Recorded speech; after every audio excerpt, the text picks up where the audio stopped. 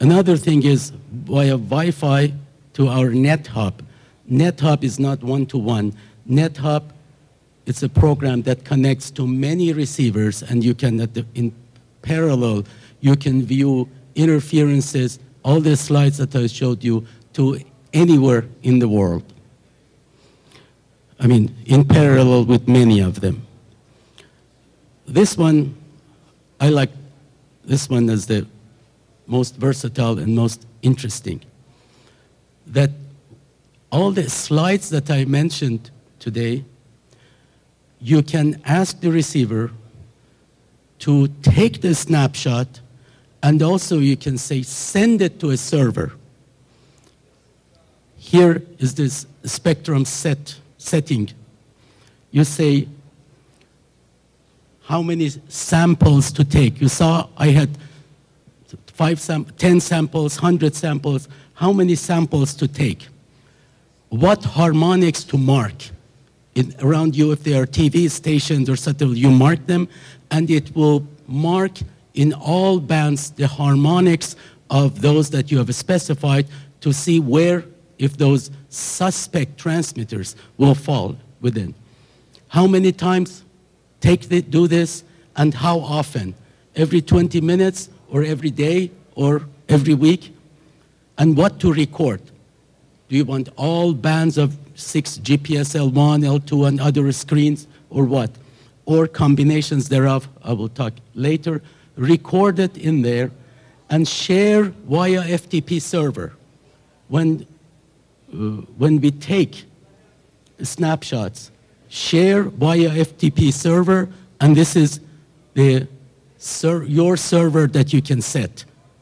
So you take any of these receivers, you program in there what FT server you have, and you program, take a snapshot every so often.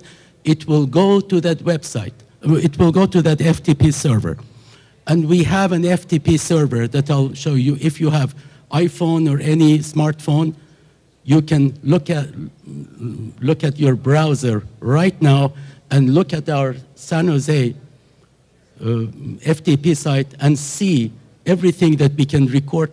If we record now, you can immediately see it, and you can tell all your friends around the world, look at it and see.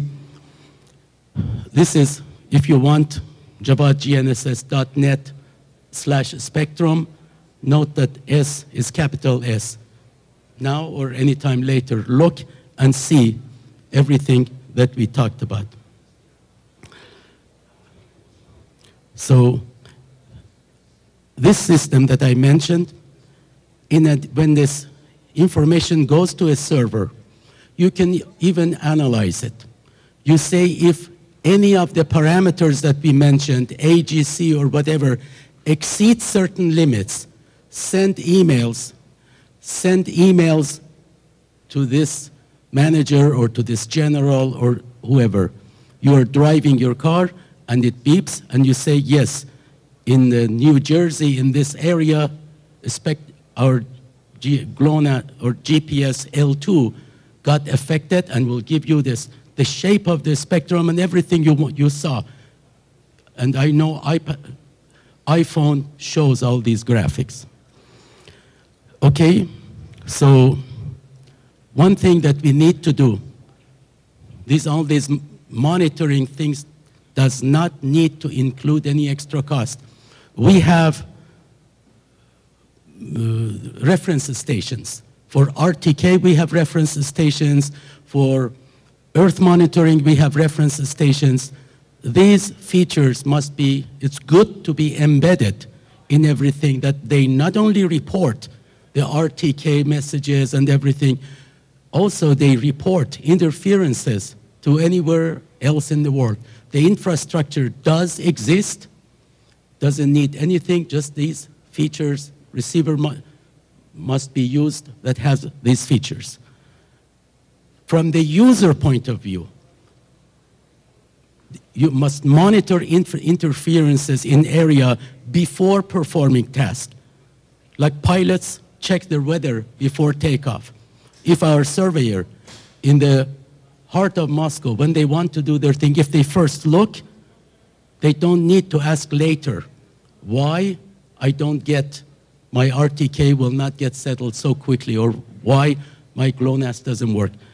We are working with Sergey and his team to establish such system and monitor to see from where this information comes from. I want to leave you with this picture, that what is that we are suffering today because of our signals have been encoded, and we are losing about 10 dB of we civilians deserve to get if we contribute $90 billion a year to the economy.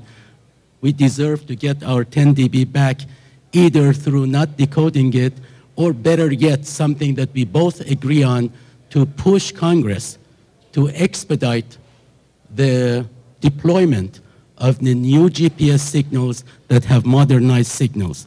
But until then, we really rely on the support that we get from our Russian friends, which I really want to thank them a lot. This Sergey, I don't know, still when he comes to my apartment, he brings his own cognac. He still thinks I've been commissioned by CIA to harm him in Moscow. Yes, Sergey? Okay, so, and this is the picture that I want to leave you with. Thank you for your attention. I'll be happy to answer any question. They said we can use a little bit more than 45 minutes that I have exceeded. Yes.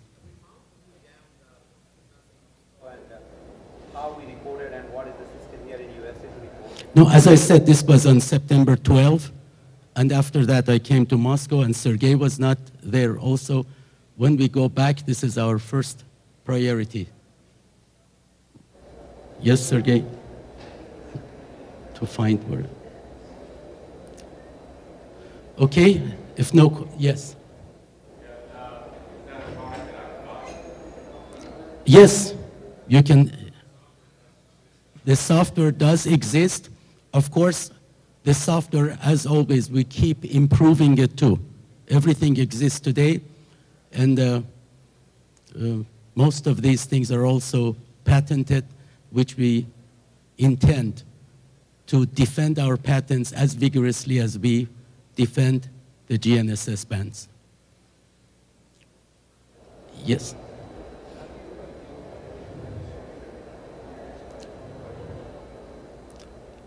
How do we, okay, group delay distortion does not have any effect. Group delay distortion only can cause by change in temperature. I had 2 more slides expecting that you may ask this question. This is the group delay variation because of temperature, okay? Because the filter shape may change according to the temperature, and we compensate for temperature variations to put this inside. Group delay variations has no effect, as I have explained in the 110 slides in the previous. So this, I was hoping somebody may ask the question if this is an issue. Yes, we compensate for temperature variations of filters.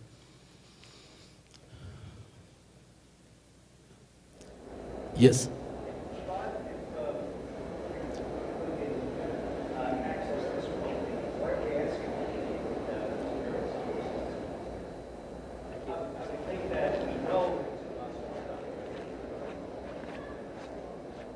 We know the interferences are in Moscow, and I have some clue from where they come from, because I'm near a big tower that most of transmitters are there. But as I said, this I saw last week, and when I reported, I got the attention of the highest ranking people in all organizations with the support from Sergey.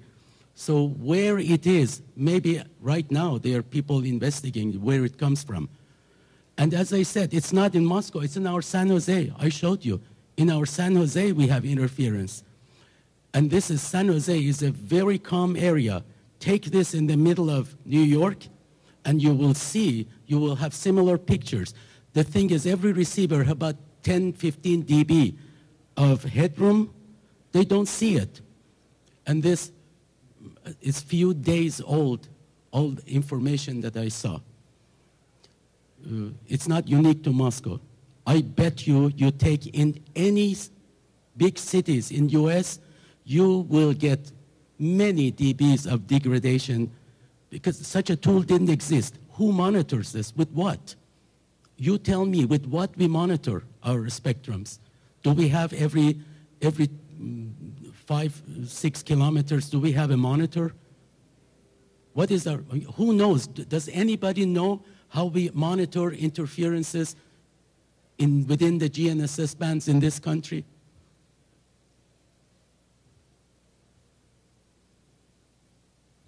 Maybe, Alan, do you know?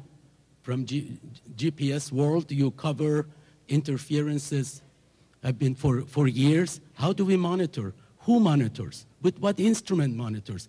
Because when we wanted to, the issue of light squared came, it took, I don't know, 24 scientists and $1 million of equipment and 3 months of tests to verify this interferes or not. This is the first time that we have such a tool. You put it in there, and in 2 minutes, or let's say in 10 seconds, you just get and you report. You can analyze in the server thousands of this in the world and report where where interferences are. And again, if we don't care about finding where the interferences are for friends of Mark Chiefs, the surveyors, they need first to look what is their environment before they starting their survey job. Okay, I think we have passed our time. Still, if you want to see anything in real time, Michael is ready to show you. Thanks a lot for your attention. Yeah.